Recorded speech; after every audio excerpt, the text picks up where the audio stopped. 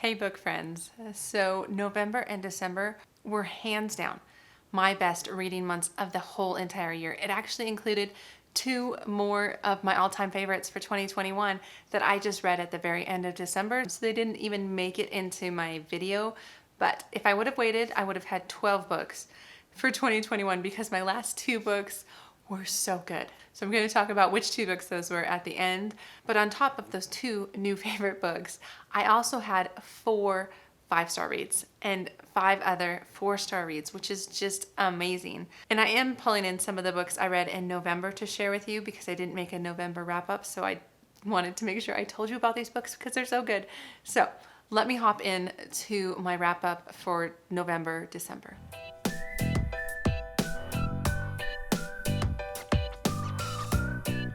So hi, my name is Angie. Welcome to my channel if you're new here, or welcome back if you have been coming for a while.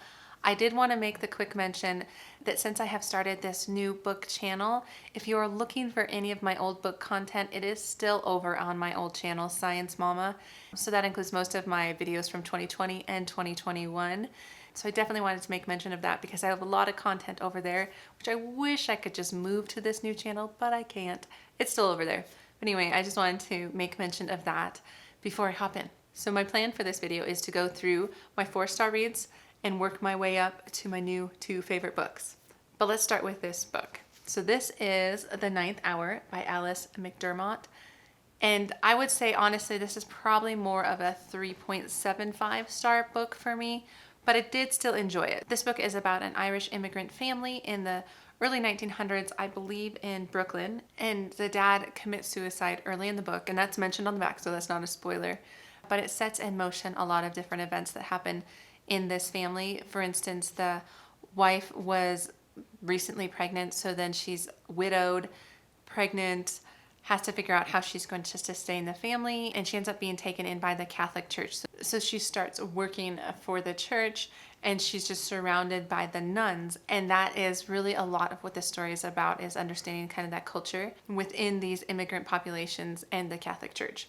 So the book very much focuses on a unique slice in time. It does follow the young widow and her daughter, and then as they grow up. So it covers a time span, but it feels very narrow in the sense that it is very much focused on this ministry at this nunnery where they are helping the sick and the poor, and how they go out into the neighborhoods and they are a huge influence on that, and how the mom handles working for them, because she doesn't become a nun, she just works for the Catholic Church, and she's often brought along with the sisters as they're going into different homes and things like that. But it also follows like some of her choices, good or bad, and then how that influences her daughter as she's growing up pretty much in this nunnery without a father, and all of those questions that kind of arise from that. And so that was some of what I really loved. I really enjoyed learning some of those inner operations of the Catholic Church and how these nuns worked, especially during that time frame, which is so different than today. Like how people really relied on the nuns, and they were very much a part of that culture and society at that time. And the book is very character focused, which I really usually like. And I did like a lot of those aspects. It kept me reading, but in my opinion, it lacked a bit of a plot. I mean, there were things happening, but it was more just kind of following their lives as some of these consequences unfold, if that makes sense. So it was good, but I think I would have appreciated a little bit more plot. So that's this book, The Ninth Hour. The next book I read with my sister. We buddy read this book, So One Day in December by Josie Silver. It's a romance book. I don't typically pick up romance books, but this one was really entertaining. So the basic plot lines of this is that there's a girl who's on a bus who's kind of down on her luck. It's like Christmas time, and she sees this man outside of her bus window, and like their eyes meet. She really wants him to hop on the bus, and he really wants her to hop off, and they like have this moment, and she just keeps looking for this guy, and then life unfolds from there. And I don't want to give away too much, but it follows her life and his life over the next like 10 to 15 years. So it's definitely stretched out as to like how some of these decisions play out. And I really did enjoy the characters. I thought they were very flawed but realistic, so I was rooting for them. And the general plotline was entertaining. I mean, it wasn't mind-blowing. I think it's just I have learned that romance I enjoy in books, but I enjoy it more as kind of a side plot, like a romance within a historical fiction book, a romance within a fantasy book, a romance within other books, but just straight romance, I don't like as much. But I did really enjoy this book and it kept me reading. So I gave it 4 stars because I was very entertained by it and it wasn't like dull. It just doesn't hit all my normal buttons, if that makes sense. The next book I'll put up a picture of, and scoot over a little bit, is Ready Player One. I forgot the author. Anyway, it's up here. And I rated this book 4 stars. I almost gave it 5 stars, but I dropped it because I actually have been reading this book for like 6 months. I started it on audio when we were taking like a big car ride this summer, and then I just never picked it back up. So to me, that means it can't be a 5 star because I would have picked it back up if it was a 5 star, but I still really enjoyed it. And so this book is a book about a game.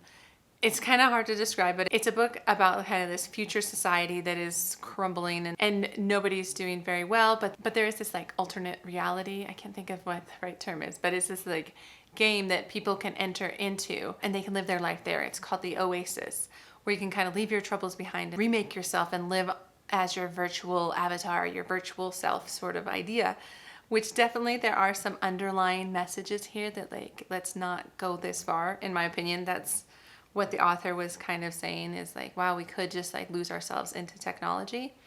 But I digress. The book itself was about this game that the creator of this universe or this oasis put together to have people look for certain clues or eggs. And whoever found all the eggs, collected all the eggs, would have like his fortune, which was tons and tons of money. And it was very entertaining. It was entertaining to read about how different characters, how they found the different eggs, like the different clues that led them there. Like I found that very interesting. I thought that was really clever. And I even love the fact that some of the parts of this book were kind of anxiety inducing. Like the main character chose to do some things that really helped him and helped him get to the next level and things like that. But we're like, oh my gosh, that's really risky.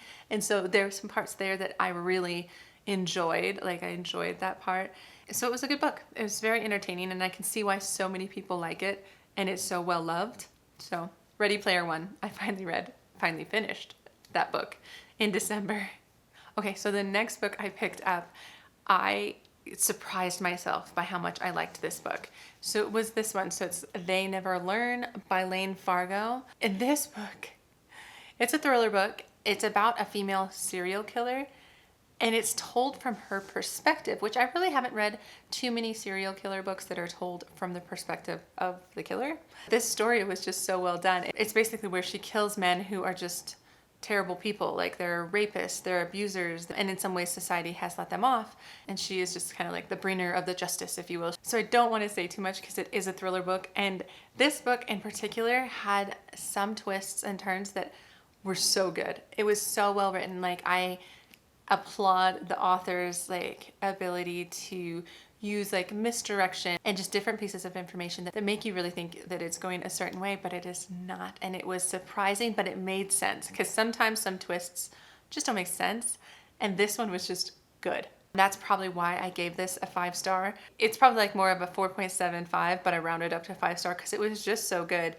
I mean, it is definitely morally gray in the sense that you're following a serial killer. Like she's murdering people and that's not right. Like, so what she's doing is not right. I was not in the camp of like, she needs to get what she deserves for being a bad person. I was totally rooting for her, which made me feel a little bit bad about myself, but it was a very good read, a very fast read. So I highly recommend this book. Okay, next book. I talked about when I was chatting about different books I love in the cold and snowy winter, and this is one of those. And so this is Spinning Silver by Naomi Novik. Such a good book. It is a YA fantasy book, and it's a bit of a Rumpelstiltskin retelling, and it's about this girl, Miriam, I believe. Yeah, she is a daughter of a moneylender, so a guy who gives out money, but he was a bad moneylender. Like he wasn't very good at collecting what was due to him, so his family was really poor until she kind of stepped up and took over, and then she was much more forceful and ended up getting all the money that was deserved to them. So she was good at that. But what came of that, which she ended up gaining the attention of the Stark. So the Stark King, and they are fake creatures who live kind of in the cold and winter landscape. So they are winter, if you will. And her town butts up against the Winter Kingdom where the Stark live. And they would sometimes come in and collect money. So they were scary. They were these scary creatures. And she attracted the attention of the king because she was so good at quote unquote turning silver into gold. And she gets swept into his world. And I'm not going to give you any more details than that because it was really well written and enjoyable. Like, I feel like, yes, it's YA, but it was not in any kind of angsty YA. So I really enjoyed her character. I thought she had a very strong character. And I even liked the Stark King. His character was very enjoyable as well. So I highly recommend it. It was a very fun, quick read. So Spinning Silver, if you haven't picked it up, it's really good. 5 stars if I didn't mention that. Okay, the next book, I cannot decide if I want to give this a 4 or 5 star, but it is a Susan Meissner book, which I am partial to Susan Meissner. It's The Secrets of a Charmed Life. So this was a very entertaining book, and Susan Meissner has a gift, I think, in her writing. She has the ability to write tragedies really well. So she is a historical fiction writer who writes about like catastrophes, like the Spanish flu, the San Francisco earthquake. In this case, it's World War II, but specifically the London Blitz and what it would have felt like to be in that situation. She is an excellent writer at that. And so in this story in particular, it is about 2 sisters. One is older. She's like a teenager, like 15 or something. And then she has a younger sister who's like 8. And they are forced to flee the city into the countryside. And they stay with a woman who is just wonderful. I feel like her character was, I think, Charlotte. Probably my favorite character in the book was the woman who took the girls in.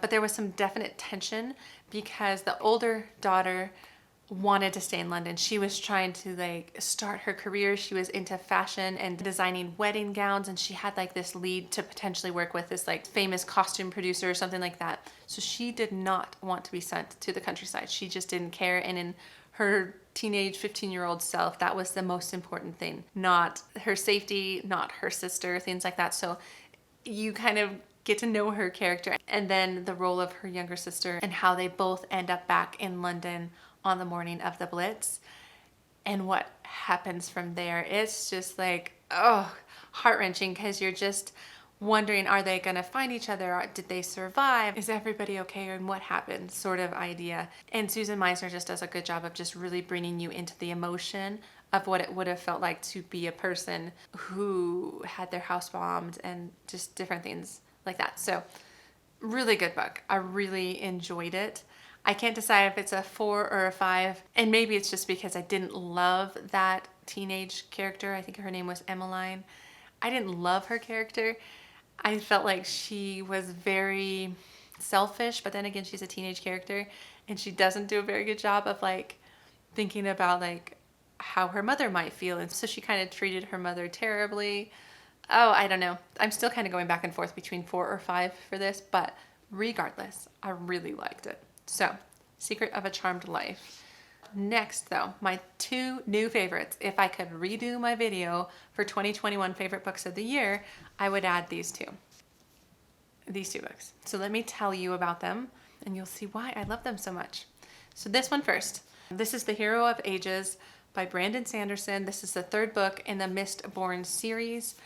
Such a good book. Prior to picking this up, I had heard so many people say that this was like the best ending to a series that they have ever read. And I'm like, that sounds really good. I would love to know that. And I had previously read the other 2 books and I really enjoyed them. So the series in general, it starts with the first book, The Final Empire, which is more of a heist book. And that book was so much fun. There's a main character of Kelsier who is called a Mistborn, which is part of the magic system in this world. And it's a magic system that is based on metals. They either have the ability to burn one specific metal, and they're called Mistings, and they can control that metal. And so they get powers from the metals. But there are specific people called Mistborns who can control all the metals. I think it was all 10 metals, and they have the ability to use all the different powers. So it makes these people very powerful. And Kelsier is one of those people. And he was also of the mind to overthrow the Lord Ruler. And in this case, the Lord Ruler came about from the story that like, what happens if there was a hero that was meant to save the world, but he failed. And instead the Dark Ruler or the Lord Ruler took over, and he took over for the last 1,000 years. And that's where the story starts. So it's like the bad guy has been ruling. It's kind of an oppressed, terrible society. And this man, Kelsier, tries to bring together a band of thieves and Mistings and Mistborns to overthrow the Lord Ruler Such a good book. I really highly enjoyed that first book. And even the second and third didn't have a heist behind them, but you're just kind of playing out the after effects of that first book on the world. Like, what are some of the consequences that come from the ending of the first book? So good. I feel like this was a great entry into more fantasy reading and Brandon Sanderson in general. I felt like these books were detailed but not overwhelming. It was easy to follow, but it was still very entertaining and very transportative. Like, I really understood what was going on, which is always good. And I really kind of felt like I was there. And anyway, as upon finishing this series, I love this. I totally agree that it is one of the best endings to a series that I've ever read. Granted, I haven't read a ton of fantasy series, but it was so fun. Like, the last 200 pages were so fast paced, and all these different reveals were just coming and coming, and you're like, oh my gosh, that's what happened. So it makes me want to reread everything so I can catch all the little clues that I can. And it's such a good book. I really enjoyed it. So it is definitely an added favorite to 2021. So that's that book. To switch gears to historical fiction, I finally picked up this book. Such a good book. This is a book about the traveling library, which I have read, The Bookwoman of Troublesome Creek, which was also about the traveling library, which is very entertaining. This was better. This was better because of just the storyline and the characters. So it is about a group of traveling librarians, women, in Kentucky who bring books to the less fortunate who don't have access to libraries, who are kind of up in the hills away from town. And so a lot of their kids are illiterate or don't know how to read. And so this initiative that was put forth by Mrs. Roosevelt was to just bring books to less fortunate people. And that's what the premise is of this book. But the women involved were what made this book. So one of the main characters, Alice, she came over from England. She married a man from that town, and it was kind of a quick marriage. And she ended up in this town, and then she found that she really wasn't that happy. And then she met another woman named Maggie, who was in charge of the traveling library. She almost kind of spurred it on.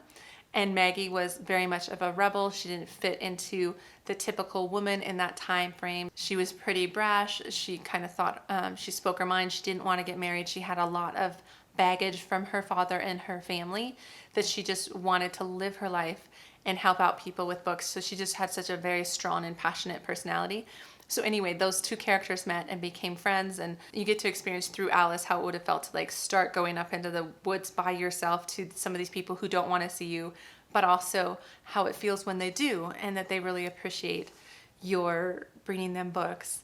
And then there's a couple other librarians that are involved, and I won't say too much more because I don't want to give away the book, but what I really loved about this book, one, I mentioned the characters. The characters were so well written that you just were impacted emotionally by them. Like, you just were rooting for them. But the other thing I loved about this book was the pacing.